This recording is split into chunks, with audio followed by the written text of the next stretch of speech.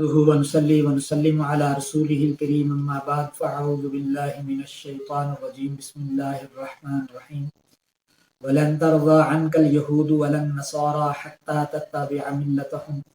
قل إن هدى الله هو الهدى ولئن اتبعت أهواءهم بعد الذي جاءك من العلم ما لك من الله من ولي ولا نصير صدق الله مولانا العظيم۔ معزز سامعین کرام، سورہ بقرہ کی آیت نمبر 120 تلاوت کرنے کا شرف حاصل ہوا۔ فرمایا لن ترضا اور ہرگز راضی نہ ہوں گے انکل یہود ولن نصارا میرے محبوب آپ سے یہود اور نہ نصارا حتی تتبع ملتہم حتیٰ کہ آپ ان کی ملت کی ان کے دین کی پیروی نہ شروع کر دیں، یعنی اسلام چھوڑ دیں اور یہ اختیار کر لیں۔ قل ان ھدی اللہ میرے محبوب فرما دیجئے ان ھدی اللہ ھو الھدی بے شک ہدایت تو اصل اللہ کی ہدایت ہے، وہ جس کو عطا فرمائے۔ وَلَئِنِ اتَّبَعْتَ أَهْوَاءَهُمْ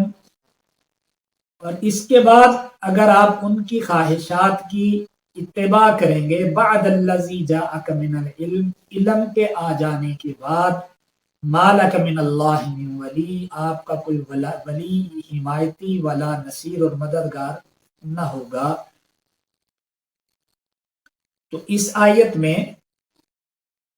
نبی مکرم صلی اللہ علیہ وسلم نے 17 ماہ تک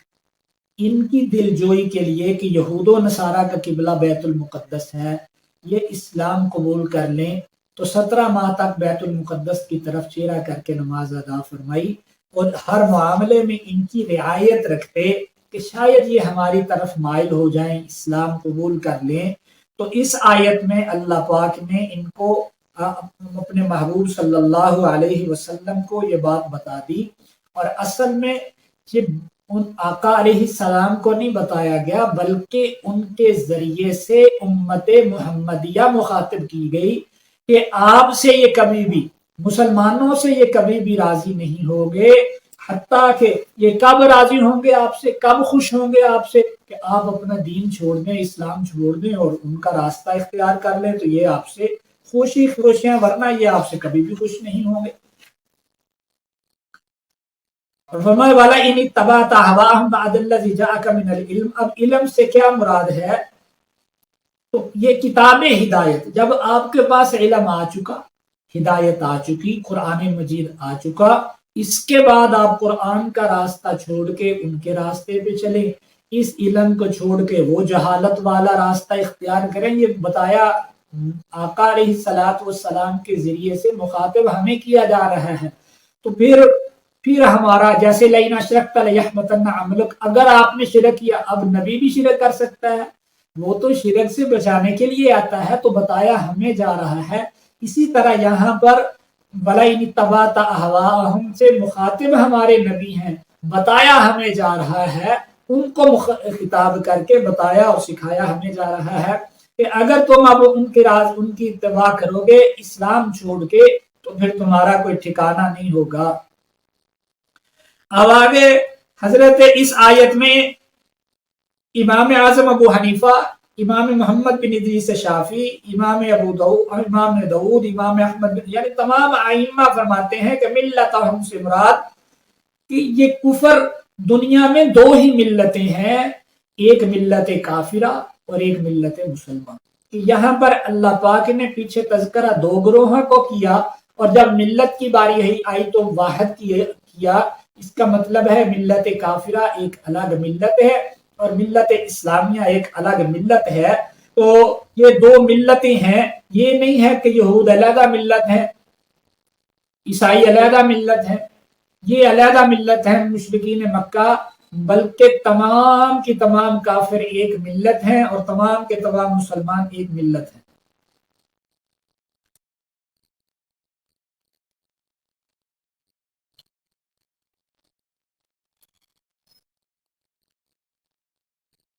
امام احمد بن حنبل رحمۃ اللہ تعالی علیہ سے کسی نے پوچھا کہ جو لوگ کہتے ہیں کہ قرآن مخلوق ہے وہ کیا ہیں؟ تو حضرت امام احمد بن حنبل رحمۃ اللہ تعالی علیہ نے فرمایا کہ جو کہتے ہیں کہ قرآن مخلوق ہے وہ کافر ہیں۔ تو یہی آیت تلاوت فرمائی کہ اللہ نے قرآن کو علم فرمایا ہے اور قرآن اللہ کا کلام ہے، تو یہ اللہ کا علم ہے۔ جو اللہ کے علم کو مخلوق مانتا ہے وہ اللہ کو بھی مخلوق ہی مانے گا۔ جیسے اللہ قدیم ہے اسی طرح اللہ کا علم بھی قدیم ہے۔ جیسے اللہ کو فنا نہیں، اللہ مخلوق نہیں، اللہ کا علم بھی مخلوق نہیں ہے۔ جب اللہ نے قرآن کو علم فرما دیا ہے تو اللہ کا کلام ہے، علم ہے، اس وجہ سے اب یہ مخلوق نہیں ہے، کبھی اس کو فنا نہیں ہوگی، بلکہ یہ قرآن ہمیشہ رہے گا اور اس کے احکامات ہمیشہ رہیں گے۔ تو فرمایا اگر تم ان کی پیروی کر لو گے، ہدایت اور دین اور قرآن کو چھوڑ کے